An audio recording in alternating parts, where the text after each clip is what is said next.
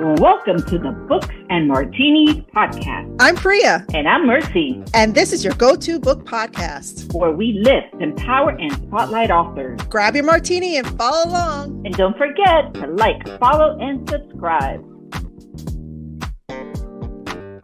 What's up, everyone? Welcome to our podcast. I'm Priya.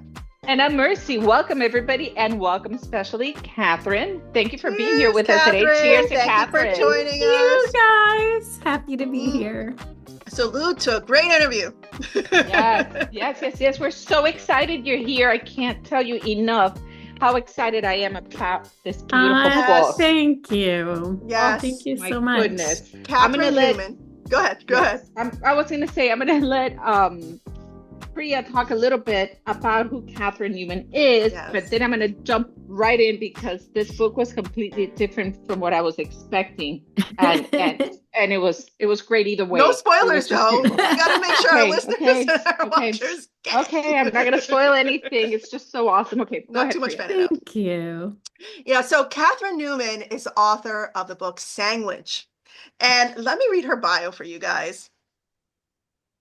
So Catherine Newman is a New York Times best-selling author of the memoirs Catastrophic Happiness and Waiting for Birdie, the middle grade novel One Mixed Up Night, the kids' craft book Stitch Camp, and the best-selling how-to books for kids, How to Be a Person and What Can I Say, and the novels We All Want Impossible Things, Sandwich, and Wreck, forthcoming in October. Yay! Ooh, I love that. And her books have been translated into a dozen languages. Oh my God. I feel like that's even bigger than New York Times, like being translated in so many languages. Right. I love you for that. Yeah, she has been a regular contributor to the New York Times, Real Simple, the Oprah Magazine, Cup of Joe, and many other publications. She writes Crone Sandwich on Substack and lives in Amherst, Massachusetts. Welcome, Catherine. Thank you so much. To have you here. Thank you. I'm so really happy to be here. Aw. So, okay.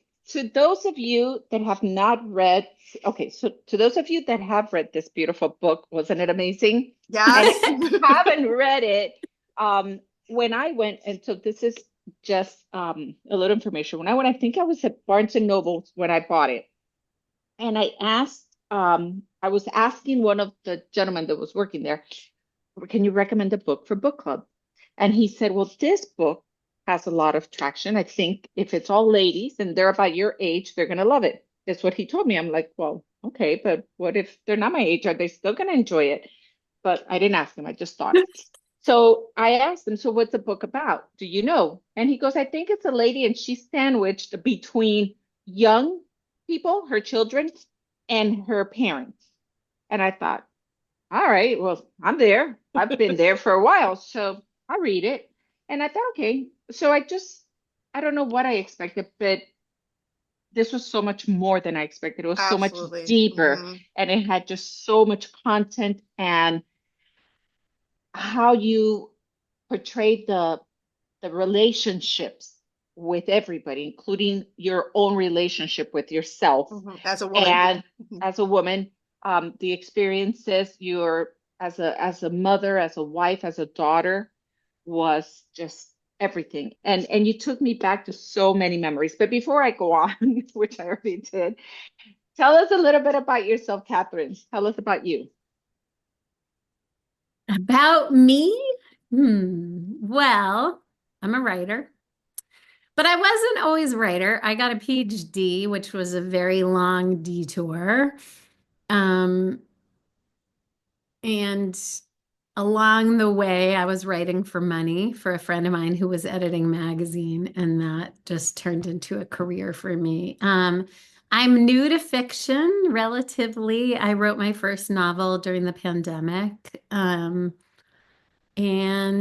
I'm in love with fiction. I mean, I've been a reader of fiction for my whole entire reading life, and I've been an avid reader. I love reading fiction. But I'm new to writing it, and it's been a real joy. I feel like you can write so many true things under the fiction, under the slight covering of fiction. So I love it. Yeah. I agree with you. I do agree with you. Was there any part of you in the book. It always seems to end up that way. All our Right. authors, just like our last author that we just interviewed, she's like, we were asked the question, what inspired the characters? And I'm like, oh, okay, just came up from my head.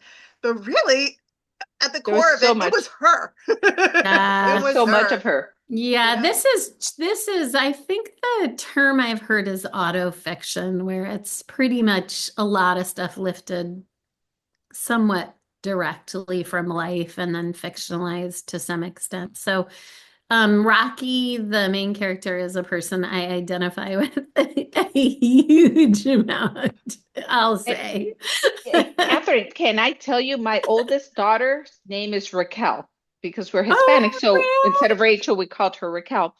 And her nickname with all our family in New York is Rocky. I can't believe So right it. off the bat, I could identify. And I'm a mom. I have 3 Yeah. daughters, but in the book, the mom had a boy and a girl. Mhm. And so there were just And you're so many 50 things. something. And you're Yes, 50 something. yes, You're right yes, there yes, with the main yeah. characters. We were there with everything. So yes, I'm sorry. So go on. We're gonna get sidetracked this whole interview first. No, please. It's all about the sidetracking. That's like Yes, my yes. whole life is just a weird tangent off to the side. Oh, well, Yes. it's a crazy, beautiful adventure, right? Thanks. Yep. Yes. Okay, So- Yeah. we just talked a little bit about the characters. What inspired you to write Sandwich? Mm. I would say a couple things, and I think the fact that there's sort of more than one reason I wrote it is very represented in the book, which is kind of more than one book. Like it got gathered up in a bunch of those kinds of roundups of like beach reads, and I couldn't believe I was getting away with that because it kind of is a beach read. Like it's set in a beach town, it takes place during a beach vacation.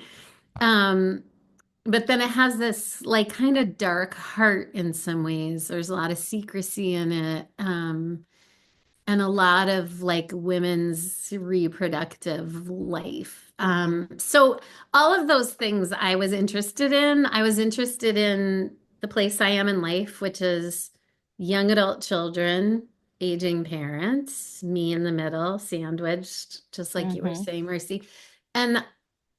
And I was interested in writing about Cape Cod. I've spent a ton of time there with my kids. I wanted to write about kind of nostalgic motherhood. You know, the way Rocky's always like spinning off into memories of like, oh, I remember the kids were this age. And I wanted to write about menopause. And I had been keeping this like bullet list of menopause symptoms. And when it got long enough, I was like, okie doke, I could write a It's book time. now. Yeah, it's time. Like everything. Check, Yeah. check, check. Yeah. And I was like, I got it's such a trending topic finally after centuries. Or maybe our millennia. algorithm is just showing us menopausal stuff. No, because of no, our there are ages. so many books right now, so many books that are all about menopause, and so many incredible women out there that are actually voicing all the different things and how we're perceived versus the reality that we're going through, and just so many great things. So menopause has never been a secret. They talk about it, but it was kind of like you were going through your crazy era. And now it's like so much deeper. And am I wrong? Empowering. Right. Mhm. And yeah. And now it's like this is real and we're owning it. And this is what's happening. And this is what we're doing about it. And this is, and you're welcome. You all came to Earth because of us. And you did this to us. And I applaud you for including that. That was beautiful. And I could resonate with so much of this story. Mhm. I used to take my 3 girls to the same cabin every year in Tennessee. Yeah. So we would take that road trip from Miami to Tennessee and And bring your mom and along. everything. And yes, I did that. And so, yes. So all of it. How long, Catherine, did it take you to craft this book from your first thought about it that, you were going to write it to putting it out? I mean, the crazy thing, it's so weird. I have such a weird process. I'm a very copious note taker. So anything funny anybody says, I write it down as soon as I can remember to do it. anything weird that happens, anything I overhear on the beach. So I would say that for like 20 years, I've been taking notes on the Cape Cod beaches because Okay. I always want to be reading, but I can't concentrate on the beach. So all I do is eavesdrop and write down everything everybody says. That's so funny. I do that. Right? Because like, and the New Yorkers, stuck to my thighs by the end of the day. You have to like peel it off because I haven't even been reading. It's just sitting there. Mhm. So I've been taking notes forever. I've been taking notes about motherhood, forever. So there Sure. were a lot of things in this book that were that existed in some form for a really long time. Like when I sat down to write it, or even when I sat down to plot it, to figure out what the story was I was going to tell, a lot of it was there, the stuff that's like dialogue or details, all that stuff, relationships, those things were already there. And then the writing, I think, pretty relatively quickly. When I'm actually writing, I'm an incredibly disciplined person, which is so funny because I'm like a force of chaos in general, I love it. but I have a very disciplined writing practice. So it's a matter of months of really focused writing, but the kind of wool gathering is a long time. Now, I'm- so I want to know really quick, what is the Mhm. weirdest thing you've heard sitting on the beach? Oh, Sighing? I'll tell you. I'll tell you. Well, we I- just left topic. Go on. I don't know if it's the weirdest, but my favorite thing is, see if you recognize this. Okay. I was sitting on the beach. This was like not that long ago. It was maybe the summer before I started writing Sandwich. And there were these drunk frat boys behind us. And I just overheard one of them say to another one, "Dude, do you know what was in the koi pond?" And another What? one said, "Koi?" And the other one said, "Yeah, it was koi." And I wrote that down and I said, I'm going to write a book just so I have somewhere to put this line. And that's how why I fun. wrote Sandwich. That line is in the book. Drunk frat boys talking about a koi pond. I was like, this is too good not to write it somewhere. Love it. So I That's like crafted spring an break 101. entire novel around that one like anecdote. That's so funny. That is so funny. Can I tell you that every single time that I entered a chapter and it started with Jamie was 4 then and Willa was not yet 1.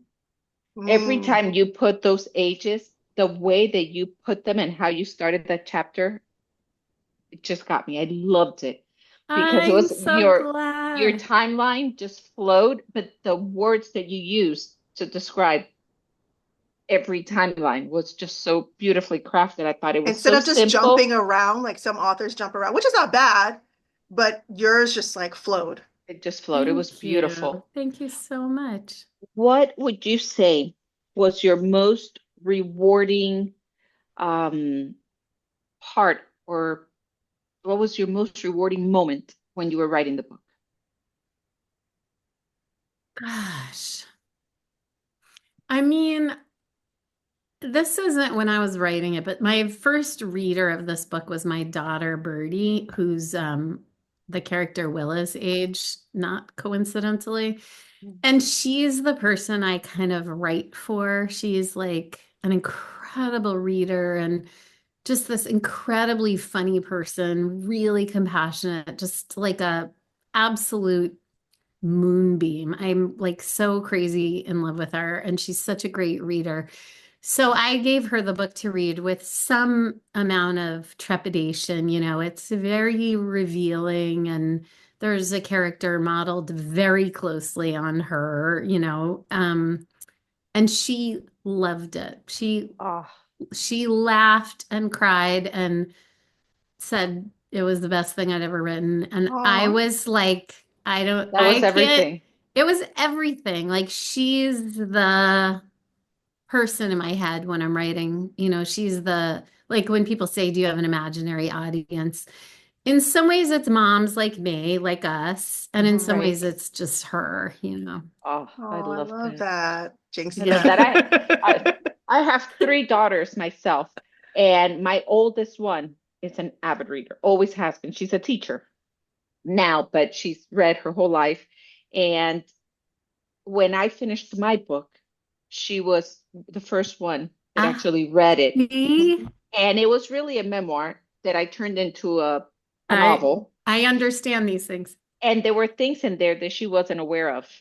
And so at first she was, it's a whole emotional roller coaster. And she was done with it. And she told me, this is beautiful, but what the hell, Mom? How Oh, did I know this? So it was it's tough, but yeah, so and an I can see. occasion for connection too for you Right, Hmm. guys. right. And so your Absolutely. Willa is my Rocky in real life. Yeah, I So love we it. had that in common. So I Love absolutely, that. absolutely love this book. If you had to tell a reader that they should read this book because of XYZ, what would you tell them? Why should they read this book? Um, I mean, I do keep getting emails from men our age saying, "Wow, I read your book and now I understand my wife," which I think is freaking Oh, that's hilarious. That's interesting. Yeah. excellent. So if it's not going to speak to you personally, it might help you understand someone in your life. That's excellent. What a great I point of know. view. I I love know. that. I mean, I mostly feel like, my fondest hope as a writer is that somebody reads something I've written and feels less alone. Yeah. That has always been the solace of reading for me, is that feeling of deep understanding, even if someone is so different from you or the characters have nothing in common with you, that tapping into whatever is true about human experience, that Mhm. feeling of like, oh my God, this, Mhm. that, Yeah, You're not I felt alone. that. I know that. Yeah. yeah, that's the dream. I mean, Mhm. that's the, Oh, that's a beautiful that's, tree. Well, yeah. Well, it's that here. yep. And that leads me to my question, my next question. And I know that the three of us know the why, but for Mm. everyone listening and watching, why women's reproductive rights in your story? Why is it there? Yeah. Why'd you decide to include it without giving Um, too much away? Because we want to give away the whole I book. won't give too much away. I'll tell you by way of an anecdote, which is that I was doing an interview um, with a man a little bit older than me, Mhm. and he was great. He loved the book. He was a wonderful reader and a really interesting person. But and I should say, at some point he said, "Wow, I was just thinking like this could have been such a lovely story about a family on vacation. Why did you kind of glump it all up with this like reproductive With stuff?" life. Oh, just And the way, did he say I it exactly like that? pretty close to that. What? And I was like, yeah, tell me about it, right? Like it would have been a great vacation if it hadn't been all glumped up with like Life. reproductive experience. And I was thinking the reason I was so glad he said it is that it helped me think about, I think one of my intentions in writing the book, conscious or not, but now I think of it as a conscious intention, but it may not have been conscious. I wanted to write about the way your reproductive body comes with you everywhere at every stage of itself. And so even though it would be like so interesting if we were all just like a brain in a jar on the beach, having like this Wondering about the koi pond. cerebral experience, like on every summer trip I've ever been on, Mhm. I have been a body in some form of reproductive experience. I have been pregnant. I've been nursing and pregnant. I've been postpartum. I've been perimenopausal. I've been menopausal. I'm now a postmenopausal. Like this body is always with us on vacation. Yes. Like, Yeah. and And every part leaves a small scar. yeah. And Mm. so I wanted to write about that it's all of the things, not that you don't really get to pick and choose. And so for Rocky, all of the memories that are so precious to her are so real. They're all of the memories of the kids' little like sun-kissed faces tipped up to her to be wiped, or all the things. Those are so real and everything to her. And simultaneously, there's been an undercurrent of sorrow, of suffering to a certain amount. And I wanted to write a book that had just all the full catastrophe in it, I guess. Yeah. And you did that beautifully. Thanks. That was Thank you. wonderful. Thank you. If you had to give advice, or we're asking you for advice to other writers that are listening to our or watching our podcast, Yeah. and they're aspiring authors, what, from your experience, what advice would you give them? Such a good question. I mean, there's so many different kinds of advice. There's very like practical advice. I mean, I think I will say that living as a writer means that you have this gift of paying attention. And it is, for me, the best way to live, is that call to attention, that I'm always paying attention because I need stuff to write about. Right. But then it's like such a beautiful way to live. Like it's its own reward in a way, is that kind of paying attention to everything. So that, but I think too that like being, I do a kind of audit for honesty after I write something, where I think I'm being honest about something, and then I read it with an eye to like, is this the truest thing I could say about this experience? Is this, usually there's a truer thing you can say, and it means digging deeper and revealing more of your own failings as a person. That's my experience. The truest things I ever want to say tend to involve uncomfortable truth for me. And I would say that if you're digging into that stuff, it's probably going to be like something worth writing about. Wow. And if nothing else, therapeutic. Right? Mm-hmm. If nothing else, If therapeutic. nothing else. Wow. So How does your go ahead. We're always I have talking over each 1,000 other. questions. I know you guys are so adorable. I know. Let can't me get really in there, take it. Marcy. Who is your favorite character? I mean, Ooh, I know. I feel like for me, it's kind of a tie between Willa and Mort. Mort's the dad. Mm-hmm. I loved writing both of those characters. The parts of the book that were easy for me to write are the parts that are funny, that are dialogue that I just stole from actual interactions with everybody. So everything Mort and Willa says is basically something those characters have said in real life. And that stuff is so much fun for me to write. And it's so fun where I'm like, I've been wanting to put this line somewhere and I'm going to put it here. And I just love that. So it's a tie for me. What about you guys? Is it too vain of me to ask? Oh God, Not no. at all. No. You go, Priya. You ask first. Well, yeah, definitely Rocky. I love Rocky. And there's so much to relate as a woman and what she goes through. And I know you say, well, okay, did we talk about, we talked about this a little bit before we started, like you identify a lot with Rocky and her whole process. And I think it's just so powerful how you wrote and weaved the story together, and you injected yourself into the story through Rocky.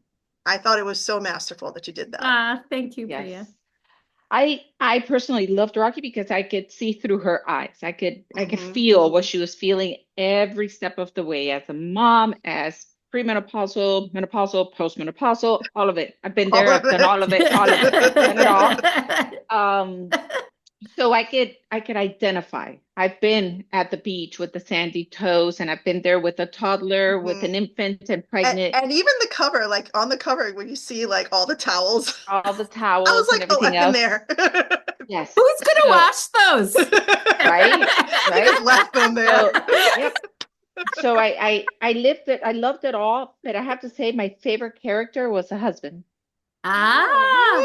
He was my favorite. That. And he's not a big part, I think, because like in every story, at least in my story as well, with the kids being there present and the parents needing help. He's always like kind of on the back burner, but always Yeah. present. Yeah. And I love the tenderness and the understanding he has. Yeah. And I love the relationship that he has and how sometimes he knows things and sometimes he doesn't, which is so common. You Yep. knew? Well, yeah, you didn't tell me. Well, yeah, you what? Yeah. So, and they're always like the last ones to know. And I don't know. I think I identified with it so well, and I loved how he handled every situation. Because I don't want to Yeah. spoil anything. Okay. But he was my That's favorite great. character. Okay, great. And you know, love like permeates the whole book. Thanks. You know, even though like there's so Yeah. much happening, the reproductive rights, the family dynamic, the trip there, all the chaos. You know what I mean? Like Yes. love permeates the whole thing. And there's a line in your book. And we are put on earth a little space that we may learn to bear the beams of love. And I feel like that's the whole story. It's Right everything. there. That's the whole story. Thank It's so you. beautiful. I agree. And I couldn't wait to find out what was going to happen. So I don't want to give anything away, but there's this spoilers. whole moment at dinner table, right? I Mhm. think they were having lobster rolls, and there's this whole announcement of something that's coming up that's not what the announcement was expected to be. So there was something underlying, right? But then there's this announcement, and the announcement is not the announcement that should have been. And you see kind of mom and dad and the sister that know what's happening, like, what just happened? Why didn't they say what they were supposed to say? And it kind of leaves you there. And then the story goes on, and you're like, but wait. And then there's this whole ending to it. And it's a beautiful ending. And it was so beautifully given closure in such a delicate manner that I was like, oh, that was beautiful. I love it. Thank so you. That was one of my favorite parts of the book. Thank you I so wrapped up. much. Thank Yeah. you. Yeah, absolutely. Now, absolutely. you have another book coming up in October. Yeah. Do you want to say anything about it? It's called Wreck. Wreck, like I'm car a wreck? wreck. Car wreck, Okay. train wreck. Okay. And it's the same characters. Oh, okay. Yeah. Well, It's not exactly a sequel, although it sequentially follows this book. So I guess in a way it is a sequel. I just don't want people to think it's just like still them. That you need one to read the other. Yeah, it's a Right. standalone book. But if you've read Sandwich, I think there's things in it that you'll be like, oh. Oh, Well, I love how you did that. So that's a little bit of marketing right there. Like, Yeah. you don't have to read it, but you should. But I mean, I'm not going to stop you. Yeah. So that comes out in October. So fingers crossed. Beautiful. Yeah. Yes, absolutely. Well, manifesting that it turns out to be a bestseller. Oh, God, Yes. thank you. Yes. And please share it with us. We'd love to share it Yes. with the world as well. I would love you to share Or it even with the our book world. club, because this is Yes. totally up their alley. They're going to Yeah. devour these books. Oh, So, yeah, thanks, they you are- guys. They are waiting, and our ladies from book club are going to be ecstatic when they read this. I know them. I know all our ladies, and they're all somewhere in here. Yes. Beautiful. Yes. It's just Yes. beautiful. So I Okay. wanted to thank you for your Thank time. you. Thank you for sharing your story, your book, your process, your time, everything. And can you tell us where we can find the book? To those that don't have the book yet, where can they find your book? I think a bookstore or online or Okay. Any The bookstore. Well, I definitely think- Amazon, because I got it on Kindle. Oh, okay. yeah. Okay. Yeah, I think I bought think- mine at Barnes and Noble in Naples, Florida. So So- there you go. I mean, I think it's around still, or the library. Ask Yeah, your the library to library. order it if they don't have it. Yes. And the library. Love the library. Mhm. Oh, thank you, Catherine. Thank Thank you you so so much. Thank you. You're And I so fun cannot- to talk to. I can't wait to read Wreck. So keep me in mind. Yes. Thanks. Absolutely. Thanks. Thank you for All being right. our guest today. Everyone, check out Bye. Catherine Newman's book, Sandwich and Wreck, coming out in October 2025. You're going to love it. Like, share, follow, subscribe, and we'll see you in the next episode. Cheers, y'all. Cheers, guys. Cheers. Thank you. Cheers. Thank you, Catherine. Have a Thanks, wonderful you day. guys. Thank you. You too. Bye, everybody. Bye.